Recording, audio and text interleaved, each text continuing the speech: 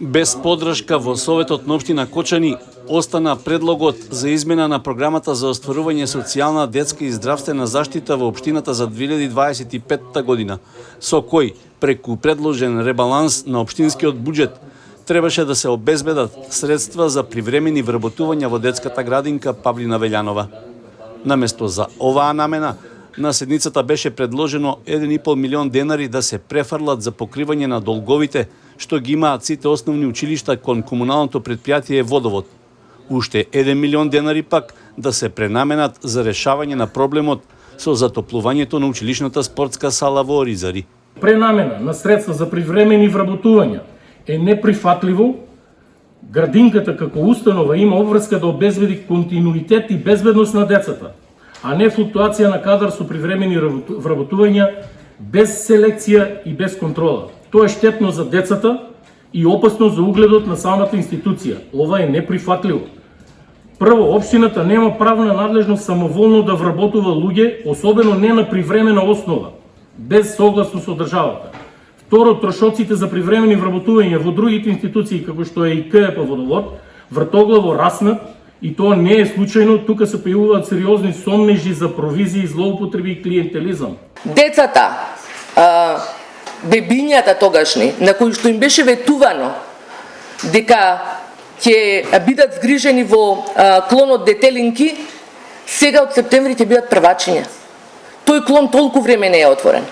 Толку време чека да се консолидираме и да ни проработи. Нас ни треба функционални институции. Градинка која што е изградена над 6 години се уште не работи. Мислам дека тоа мора да се промени. Ова е прв и честен збор последен пат што јас ќе дадам поддршка за средства за привремени вработувања. За да не издвојуваме средства од буџетот на општината, јас ве јавно повикувам да лобирате кај вашата министерка, што побрзо ги обезбеди тие согласности и нема да имаме никаков трошок за привремени вработувања. Значи сега збориме, нема политика, оставете политика настрана. Верувајте, нема политика.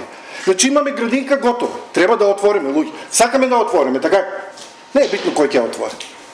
Мора да обезбедиме персонал за работа. Значи доколку се обезбедат согласности од финансии, тие средства нема да бидат потрошени и јас прв ќе гласам за вашиот предлог после тоа. Колега Васе, ние треба да покриеме 1.500.000, мислам дека ве сватив, за долгот на КЈП Водовод. Вие сте скоро 4 години локална власт овде во Кочани. Кој го направи тој долг? Ајде да се направи истрага.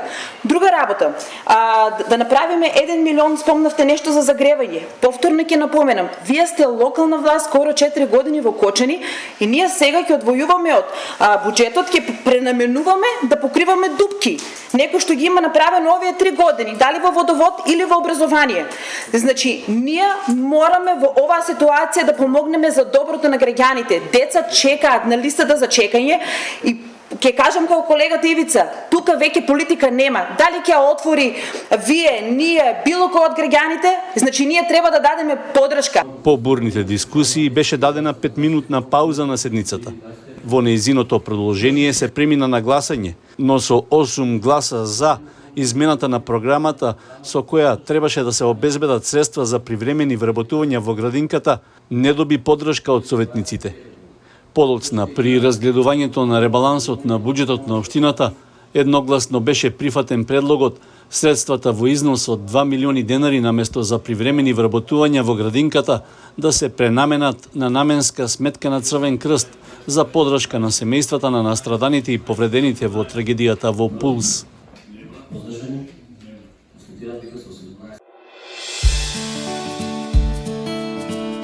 Канал 8 телевизија на вашиот мобилен уред.